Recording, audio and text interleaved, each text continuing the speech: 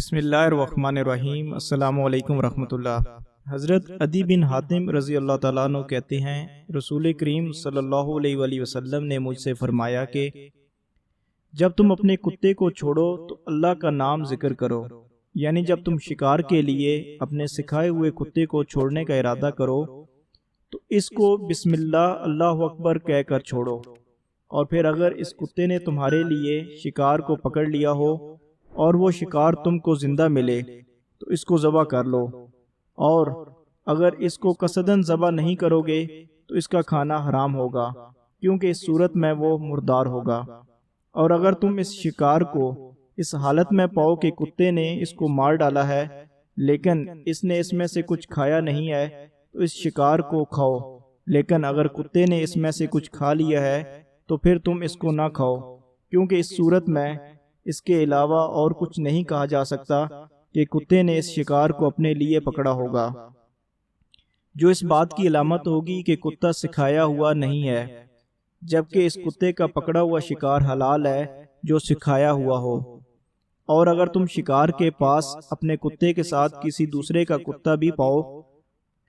جو کہ ان دونوں میں سے کسی ایک کتے نے اس شکار کو مار ڈالا ہو تو اس صورت میں بھی اس شکار کو مت کھاؤ، کیونکہ تمہیں یہ معلوم نہیں ہوگا کہ اس شکار کو ان دونوں کتوں میں سے کس نے مارا ہوگا۔ تو ہو سکتا ہے کہ یہ سکھایا ہوا نہ ہو، یا اس کو چھوڑنے والے نے چھوڑتے وقت بسم اللہ نہ کہی ہو، اور یا اس کو کسی ایسے شخص نے چھوڑا ہو جس کے ہاتھ کا ذبیحہ حلال نہیں ہوتا، جیسے مجوسی یا بت پرست وغیرہ۔ اور جب تم کسی شکار پر اپنا تیر چلاؤ تو اس وقت بسم اللہ اللہ کا نام ذکر کر دیا کرو، یعنی بسم اللہ کہہ کر تیر چلاؤ، اور پھر اگر وہ شکار ایک دن تک تم سے اوجھل رہا اور اس کے بعد تمہیں ملا تو تم چاہو تو اس کو کھا لو، بشرطیہ تم نے اس شکار میں اپنے تیر کے نشان کے علاوہ اور کوئی نشان نہ پایا ہو۔ اور اگر وہ شکار تمہیں پانی میں ڈوبا ہوا ملے اور اس میں تمہارے تیر کا نشان بھی موجود ہو تو تم اس کو نہ کھاؤ، کیونکہ ممکن ہے وہ تمہارے تیر سے نہ مرا ہو بلکہ پانی میں ڈوب کر مرا ہو۔ یہ حدیث مسلم اور بخاری شریف میں موجود ہے۔ اب اس کی جو علماء حضرات نے تشریح کی ہے وہ بھی آپ کے ساتھ شیئر کرتا ہوں۔ اللہ کا نام ذکر کرو کا مطلب یہ ہے کہ کتے کو چھوڑنا بمنزلہ چھری چلانے کے ہے، اس لیے جس طرح چھری کے ذریعے ذبح کرتے وقت اللہ کا نام لیا جاتا ہے، اسی طرح شکار پر سکھایا ہوا کتا چھوڑتے وقت اللہ کا نام لیا جانا، یعنی بسم اللہ اللہ اکبر کہنا ضروری ہے۔ اگر کسی نے بھول کر بسم اللہ اللہ اکبر نہیں کہا تو اس صورت میں اس شکار کو کھانا حلال ہوگا۔ اور اگر یہ صورت ہے کہ کتا چھوڑتے وقت قصداً بسم اللہ اللہ اکبر نہیں کہا، پھر اس نے کتے کو ڈانٹا تاکہ کتا جہاں تھا وہیں رک جائے۔ اب کتے کے رکنے کے بعد اس نے بسم اللہ اللہ اکبر کہا اور اس کے بعد کتے نے شکار کو پکڑ کر مار ڈالا تو وہ شکار حلال نہیں رہے گا۔ یہ ضروری ہے کہ کتے کو چھوڑنے والا مسلمان یا اہل کتاب جیسے عیسائی یا یہودی ہو۔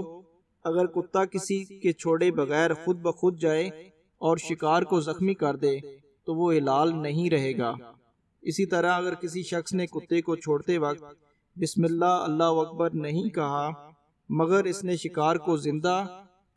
پایا اور اس کو ذبح کر لیا تو وہ شکار کے حکم میں نہیں ہوگا۔ جس طرح سکھائے ہوئے ذی ناب جانوروں جیسے کتے اور چیتے وغیرہ کا پکڑا ہوا شکار حلال ہے، اسی طرح سکھائے ہوئے ذی مخلب جانور جیسے باز اور شاہین وغیرہ کا پکڑا ہوا شکار بھی حلال ہے۔ ذی مخلب جانور کے سکھائے ہوئے ہونے کی علامت یہ ہے کہ وہ 3 دفعہ شکار کو پکڑ کر چھوڑ دے، خود نہ کھائے، اور ذی مخلب جانور کے سکھائے ہوئے ہونے کی علامت یہ ہے کہ اس کو چھوڑنے کے بعد بلایا جائے تو فوراً واپس آ جائے۔ لہٰذا اگر ذی مخلب جانور یعنی باز وغیرہ نے شکار میں سے کچھ کھا لیا تو بھی وہ شکار حلال رہے گا اور اس کو کھانا درست ہوگا، جبکہ اگر ذی ناب جانور جیسی کتا وغیرہ شکار میں سے کچھ کھا لے تو وہ شکار حلال نہیں رہے گا۔ اسی طرح اگر کسی سکھائے ہوئے کتے وغیرہ نے 3 بار شکار کو پکڑ کر چھوڑ دینے کے بعد ایک بار بھی شکار میں سے کچھ کھا لیا تو وہ بے سیکھے ہوئے کتے کے حکم میں ہے، یہاں تک کہ وہ دوبارہ سکھایا ہوا ہو جائے، اور پھر وہ شکار ایک دن تک تم سے اوجھل رہا۔ حنفی علماء کے نزدیک تیر کے ذریعے مارے گئے شکار کے حلال ہونے کی شرط یہ ہے کہ تیر پھینکتے وقت بسم اللہ اللہ اکبر کہا گیا ہو، اس تیر نے شکار کو زخمی کر دیا ہو، اور یہ کہ وہ شکار اس تیر کے ذریعے زخمی ہو کر شکاری کی نظر سے غائب ہو گیا ہو، تو اس کو تلاش کرنے سے بیٹھا نہ رہے، کیونکہ ابن ابی شیبہ رحمہ اللہ نے اپنی کتاب مصنف میں اور طبرانی نے اپنی معجم میں ابو زرین رحمہ اللہ سے یہ روایت نقل کی ہے کہ انہوں نے اس شکار کے سلسلے میں جو کہ شکاری کی نظر سے اوجھل ہو گیا ہو ایک حدیث نقل کی ہے، جس سے یہ معلوم ہوتا ہے کہ اگر کسی شکار پر کوئی کتا، چیتا یا باز وغیرہ چھوڑا گیا اور اس نے شکار کو مار ڈالا تو وہ شکار حلال ہوگا، بشرطیہ وہ کتا وغیرہ معلم یعنی سکھایا ہوا ہو، غیر معلم کتے وغیرہ کا مارا ہوا شکار حلال نہیں ہوگا۔ یہ حدیث مشکات شریف میں بھی موجود ہے۔ اللہ سبحانہ و تعالیٰ ہمیں قرآن و حدیث پہ عمل کرنے والا بنا دے، ان کو سیکھنے اور سمجھنے والا بنا دے۔ وما علینا الا البلاغ۔